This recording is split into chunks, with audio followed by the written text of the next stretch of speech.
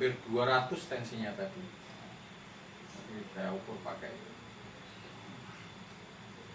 bahaya ini karena bisa ke arah stroke. Terus ketika kita eksekusi di posisi saraf besarnya, kemudian kita totok anti stroke kalau di sini, ternyata lambungnya juga bermasalah. Jadi sarafnya lambung itu memberitahu ke kita seperti tremor itu saraf lambungnya. Padahal ini yang kita sentuh adalah di sini, di saraf besarnya.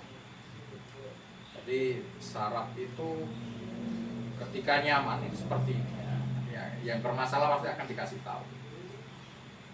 Yang kasih tahu sarafnya sendiri. Dalam istilah lingkarannya adalah circle-nya circle self healing, jadi nyembuhin diri sendiri.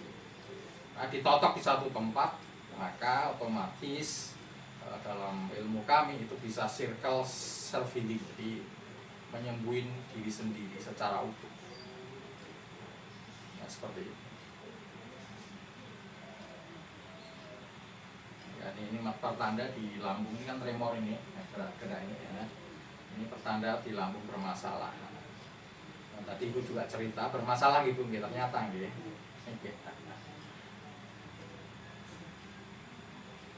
Nah, ini kalau tensi sudah mendekati 200 tuh udah ngeri ya. Kadang ada yang saya tuh 200 tapi nggak terasa apa-apa, itu yang lebih bahaya.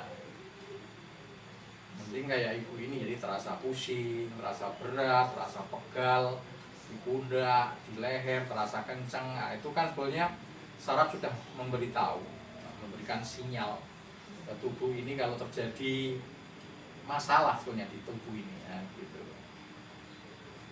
Dan itu tadi ketika masuk itu nggak ngerti masalahnya apa, tapi kita coba untuk meraba-raba, mengira-ngira kemungkinan tensi.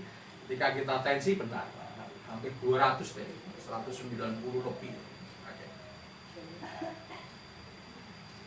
Dan ketika kita detek di posisi saraf ke arah otak, benar juga.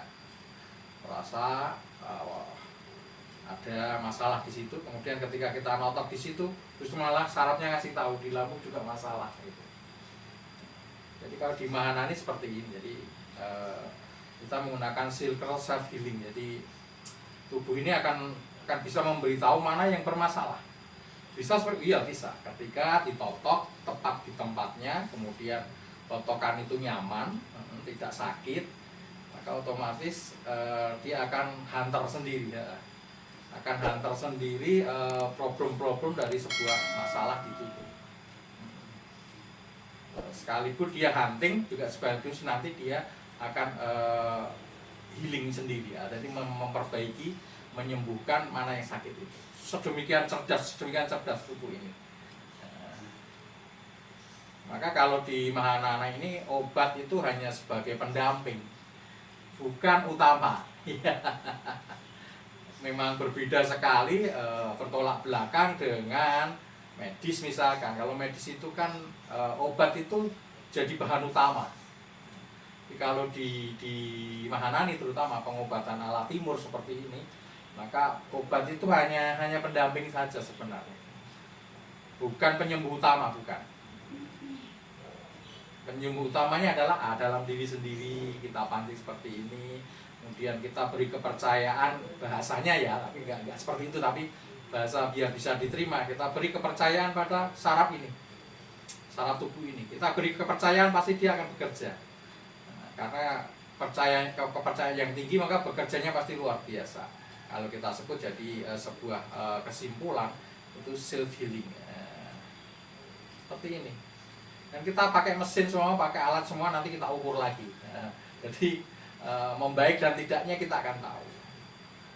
Bukan apa persepsi saya, bukan perkiraan saya, apalagi justice dari saya. Enggak, nanti alat ya. Dan jangan sepelekan yang punya tensi tinggi, itu ngeri itu. Kalau sudah stroke maka nanti ke otak yang bermasalah, meskipun nanti berakibat pada motorik, kaki nggak bisa gerak, tangan nggak bisa gerak, ngomong nggak bisa. Nah, itu ke motorik. Tapi sebetulnya masalahnya bukan di motorik, tapi di otaknya. Berulang kali saya ngomong orang stroke itu yang ada adalah ronsen otak atau CT scan. Padahal yang nggak bisa gerak adalah motorik. Itu pertanda apa? Yang bermasalah orang stroke itu ada di otaknya. Tapi seringkali ketika berobat atau terapi katakanlah ke tempat-tempat yang pengennya sembuh, justru malah motoriknya aja yang dieksekusi. Kasihan, sakit. Sembuh ya kalau dari segi logika itu jauh dari logika karena sumber masalahnya bukan di situ gitu. Kalau sembuh dan enggak memang nggak ngerti kita ya, itu dari prerogatifnya Allah SWT. Cuma namanya orang berusaha, namanya orang berbuat, itu kan ada pedoman-pedoman, ada kaidah-kaidahnya. Misalkan orang lapar itu biar kenyang kan masih makan, kan begitu kan. Nah, maka ketika orang lapar nggak dikasih makan disuruh kenyang, dari mana, kan begitu. Ini hanya contoh sederhana saja. Maka ketika orang lapar dikasih makan pasti nanti kenyang. Artinya ya kayak gitu. Ketika yang bermasalah di motoriknya, apa yang akibatnya di motorik, tapi bukan motoriknya yang bermasalah, di saluran-saluran saraf ini, ya, seperti itu.